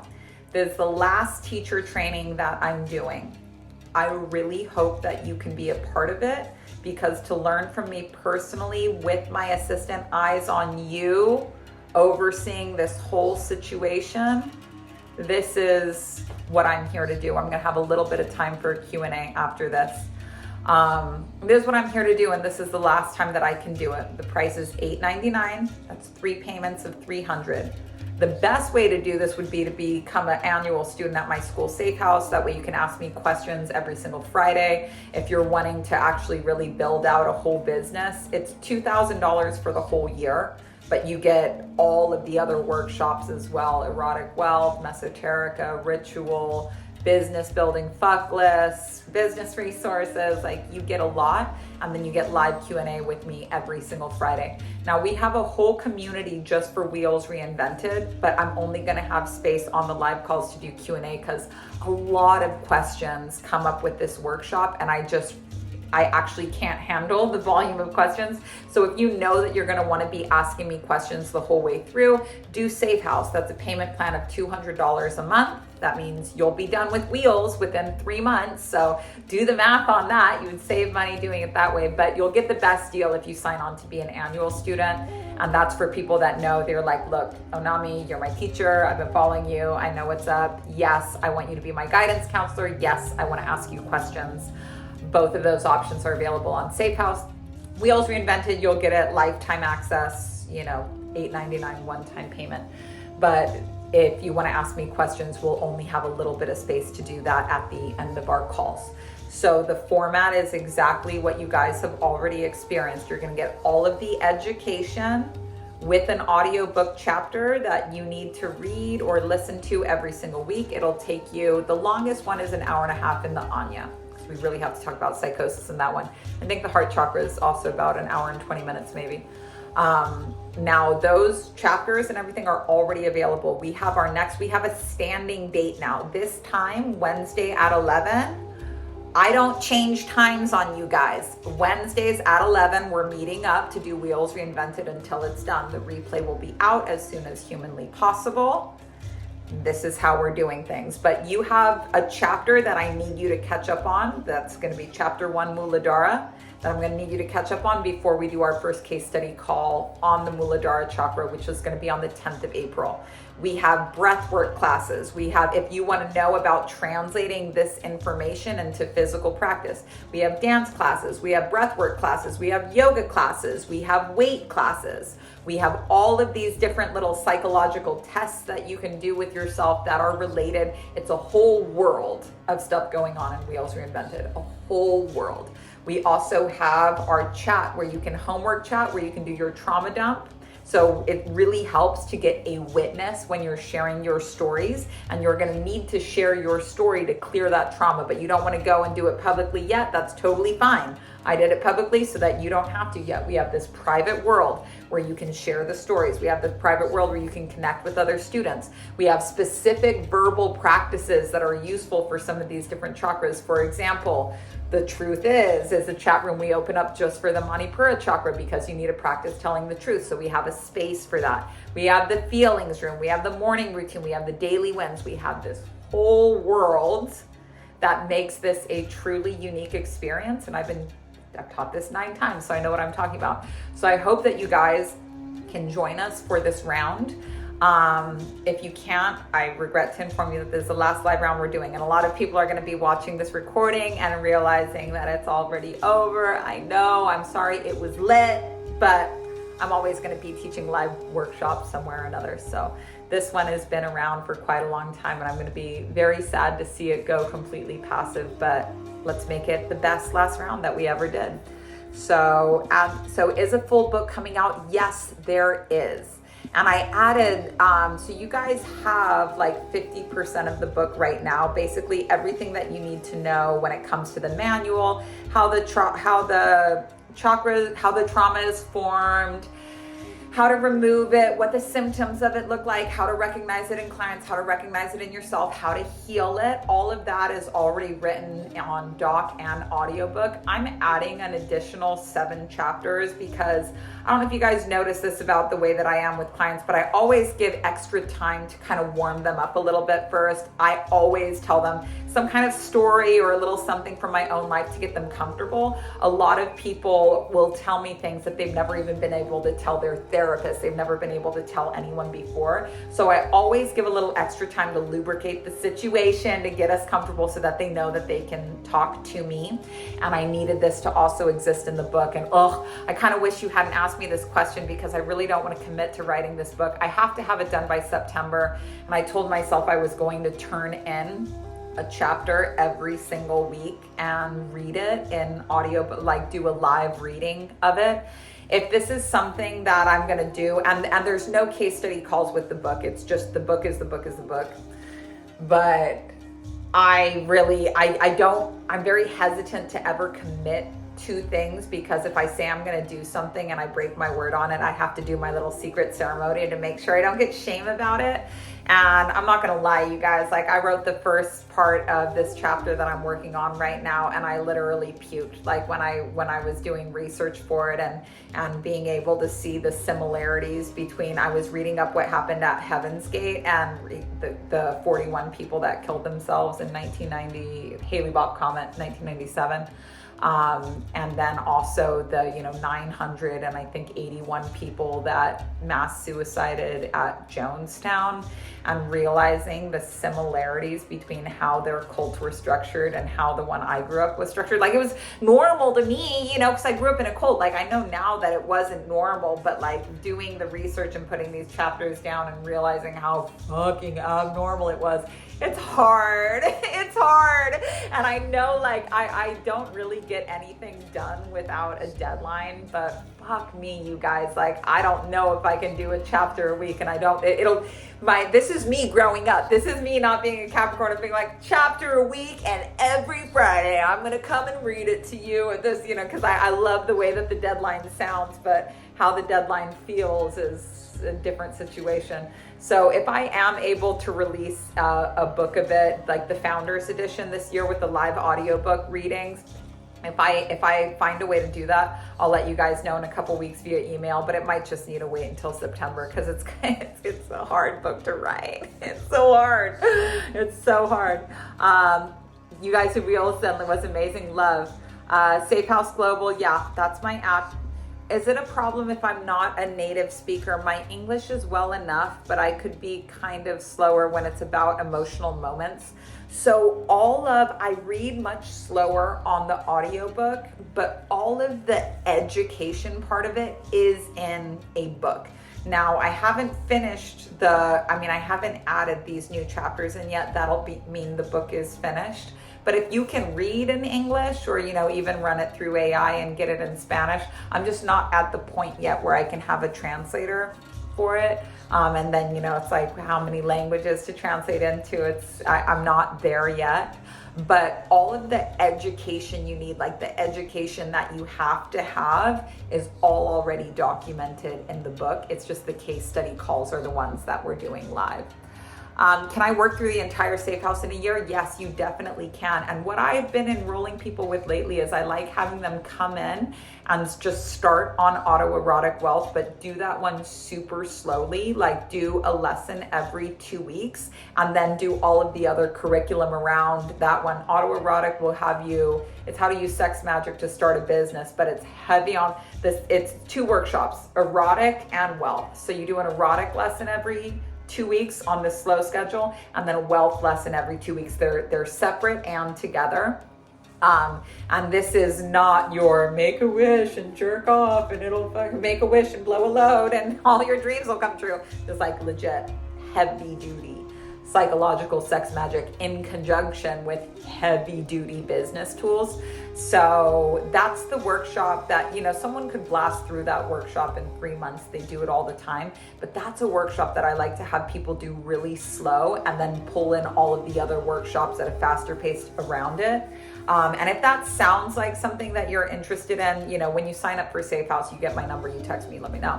And we get you enrolled. We look at what it is that you want to accomplish and we say, okay, so let's do it. Let's do this workshop first and then this one. And then you can ask me questions in the Q&A every Friday and we kind of keep that momentum going. It's like having a guidance counselor. When it's time for you to switch classes, you just come and reach out and we get it like that. But that one, if you did a class every 2 weeks, you'd be done with that one in 10 months. So if that is your plan to kind of low and slow build a business, it's a very slow pace. You'll hardly even remember that you're doing it, but you will have a business that's built to last. Not a business that's going to bankrupt you and embarrass you within 3 months. Yeah. Do I want to keep using the OG Wheels workbook, or will the new book be better to work off of? The old manual, the big white one like that? Just use the docs there's the audio book and the docs in each and every one. The Wheels teacher's manual, I can't even tell you what's in that anymore. I mean, I'm sure it's great, but it's not, I think that's just additional care. Is the full book coming out? Can I get it somewhere in about 6 months? Is it appropriate to join the teacher training if we aren't interested in becoming a teacher, but believe we benefit from going through the process ourselves? 100%. I just compare it to this. I loved yoga. So I did a yoga teacher training, but I didn't really want to be a yoga teacher. I didn't like the schedule. It didn't seem like a way that I could support myself. I liked my job, but I also loved yoga. And I did my first yoga teacher training so that I could teach myself yoga, so that I just did it for me. And man, was that a good investment, because I didn't need to go and physically take classes. The same way that this works for you is no more psychics, baby. You will know exactly where you're blocked in any and all situations. And it only takes an additional 5 minutes to be able to diagnose where someone else is blocked and how to solve it as well. Because when you know it in yourself, it's easy to address in others, very easy. But I did my first yoga teacher training just to deepen my practice, and it was so worth it. So 100%, you could just do this for yourself. 100%. What an amazing avatar I am. Thank you so much. The time zone is Eastern time. Yep. Can we buy the book standalone? So you know what? I'm probably going to put because I have half of the book written already, and I was going to release a founder's edition of the book for $89. And founder's edition is me reading the fresh chapters to you, none of the case study stuff, but I'm going to have to take some neutral time to see if that's something that I can do. I'm serious, because I don't want to, up here, I think I could do it. Up here, it's a little bit hard. And that's just the truth of where I'm at right now. So bad, I want to be yes, you guys, of course, no problem. But the truth is that if you don't feel like doing the teacher training, just don't do it. If you don't feel like if you were on the case study call today and you were I like it, but I just like the chapter better, then don't do the teacher training. But if you learned a lot in this case study call, if you were damn, that was sick, and I want to know how to do stuff like that, and I want to see more of that for myself and for others, then don't fucking miss this teacher training, because there's not going to be another one for real. The book will be standalone, but it really means stand alone. I'm not going to be there. I'm not going to be there helping you break it down. So those are the options, but we're talking about 2 totally different price points. Books are the cheapest, most effective way to learn, but a lot of people aren't disciplined enough to finish a whole book, and they get to these processes and they're I can't do it, or they just don't want to, they want to read, but they don't want to actually do it, so they don't do anything that's in the book. They just take the information in and do nothing with it. You have to have a lot of fucking discipline to make a book work for you. You don't need as much discipline to do a workshop. Safe House, are the workshops all available at once or released on a schedule? On Safe House, I am your guidance counselor. So they're all available at once, but you literally check out, get my number, and my husband and I personally enroll you. Like it's a video of me saying, hi, Brenda, welcome to school. Here's what I think that would, and we ask you some questions to help you get really clear about what it is that you're wanting to achieve over the next year. And then we literally direct to you the exact curriculum that we think would be best suited to help you reach your goals. So you save $500 when you pay for the year. You can definitely go in, where can you purchase the whole thing? mommyonami.com/wheels. mommyonami.com, or just go to my website, go to the workshop section and do it there. I pray that you write it. I know I am gonna write it. I just don't really know. There's a lot that I don't know about it right now. And so I don't want to make any promises of like, this is what I have available, because I know it's going to be a book and I know it's going to be ready in September. But as far as like, is there a way to get your hands on an earlier copy of it? Like, I honestly don't know. And the last thing that I want to do is have to do it twice. But if I am going to release like an early version of the book, a book that's a little bit more expensive, so like $89, with live readings of the new chapter, I'll know that within about 5 days. I just need to take some space because I was hoping that I would know by now. I was hoping when I got on this call that like the missing pieces would be revealed, but nothing could have prepared me for how hard it was going to be to write some of these chapters. And I just don't know if that original timeline I had of like just crank it out one a week. I don't know if I could do that because I was literally like puking. It was so hard. It was so hard to write that fucking chapter, you guys. It seems to be a lot of work that needs processing. Yeah, that's what writing a book is. But like I said, like none of this is unfamiliar territory to me. Like I'm very down with my demons. Like I know these stories really well. It's just that I like really wasn't expecting it. I was just doing some simple fact checking to find out like, because I've lived through a lot of doomsdays in a doomsday cult. And I was literally just looking up on the internet when the Haley Bob comment was. And, I was like, oh yeah, Haley Bob, we all thought the world was ending there. Oh shit, Heaven's Gate thought the world was ending there. And then they all killed themselves. Like, and then I was like in the rabbit hole. It was making me, I like got to the part of like the moms poisoning their own kids. And just the idea of doing something like that was so fucking crazy to me. But then I like thought about how my parents were literally raising their children. I didn't understand how my parents could be reading books that show adults having sex with 4 and 5-year-olds and be like, yeah, no problem. My parents surrendered their kids to the cult, said, we aren't going to raise them. You guys raise them instead. We're not going to see them anymore. Here's a stack of power of attorneys that they'll keep in their backpack and you can just pass them around to whoever you want. Like, it was like breaking my head.